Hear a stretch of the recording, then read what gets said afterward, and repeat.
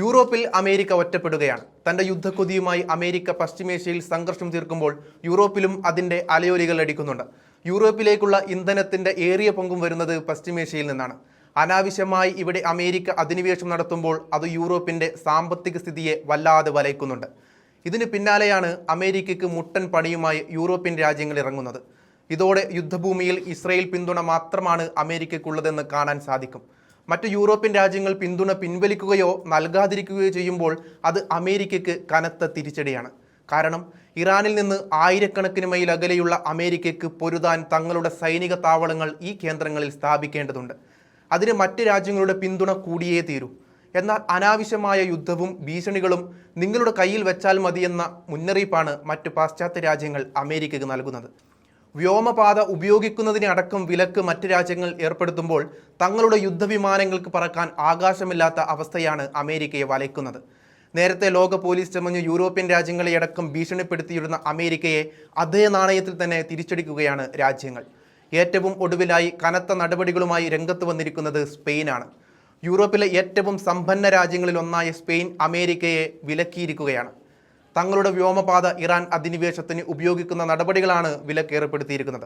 Iran ആക്രമണത്തിന് പങ്കെടുത്ത US വിമാനങ്ങളെ സ്പെയിനിന്റെ വ്യോമപാതയിലൂടെ സഞ്ചരിക്കാൻ അനുവദിക്കില്ലെന്ന് പ്രതിരോധ മന്ത്രി മാർഗരേറ്റ റോബിൾസ് ഇക്കഴിഞ്ഞ തിങ്കളാഴ്ചയാണ് അറിയിച്ചത്.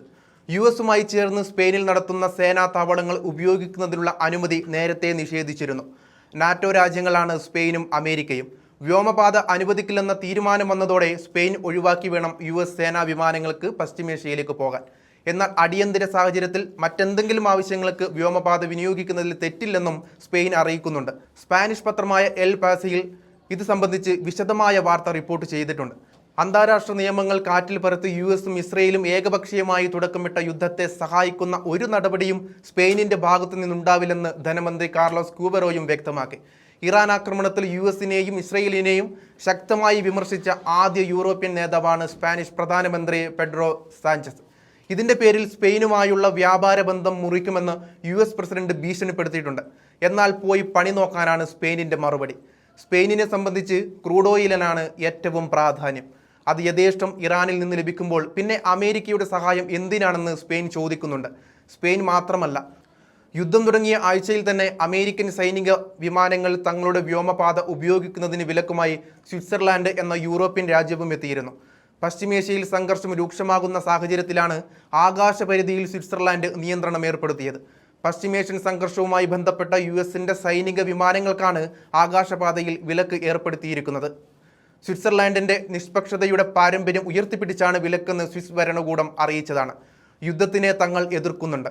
ഒരു പിന്തുണയും നൽകാൻ സാധിക്കില്ല. അത് അമേരിക്ക ആണെങ്കിലും ഇസ്രയേൽ ആണെങ്കിലും എന്നാണ് സ്വിസ് ഭരണകൂടം പറയുന്നത്. 2 US സൈനിക വിമാനങ്ങൾക്ക് രാജ്യം അനുമതി നിഷേധിച്ചതായും എന്നാൽ 2 യാത്രാ വിമാനങ്ങൾ ഉൾപ്പെടെ 3 US വിമാനങ്ങൾക്ക് അനുമതി നൽകിയതായും സ്വിസ് ഭരണകൂടം വ്യക്തമാക്കി. വിലക്ക് ലംഘിച്ച് പറക്കുകയാണെങ്കിൽ സൈനിക ഓപ്പറേഷനിലൂടെ വിമാനത്തിനെ ആക്രമിച്ച് നിലത്തിറക്കുമെന്ന മുന്നറിയിപ്പാണ് നൽകുന്നത്. അമേരിക്കയുടെ സൈനിക വിമാനങ്ങളുടെ അഭ്യർത്ഥനകൾ സ്വിസ് ഭരണകൂടം ചർച്ച ചെയ്തുവെന്നും പശ്ചിമേഷ്യൻ സംഘർഷവുമായി ബന്ധപ്പെട്ട് സമർപ്പിക്കപ്പെട്ട 2 അഭ്യർത്ഥനകൾ രാജ്യത്തിന്റെ നിഷ്പക്ഷതയുടെ നിയമം ചൂണ്ടിക്കാട്ടി ഫെഡറൽ കൗൺസിൽ നിരസിച്ചുവെന്നാണ് സ്വിസ് ഭരണകൂടം പുറത്തിറക്കിയ പ്രസ്താവനയിൽ അറിയിച്ചത്. ഇതോടെ യൂറോപ്പിന്റെ പൂർണ്ണ പിന്തുണയാണ് ഇറാനെ തേടിയെത്തിയിരിക്കുന്നത്. സ്പെയിനും സ്വിറ്റ്സർലാൻഡും അമേരിക്കൻ വിമാനങ്ങളെ വിലക്കിയതോടെ ഇനി പശ്ചിമേഷ്യയിലേക്ക് കടക്കാൻ അമേരിക്കയ്ക്ക് 1000 കിലോമീറ്ററുകൾ അധികമായി സഞ്ചരിക്കേണ്ടി വരും.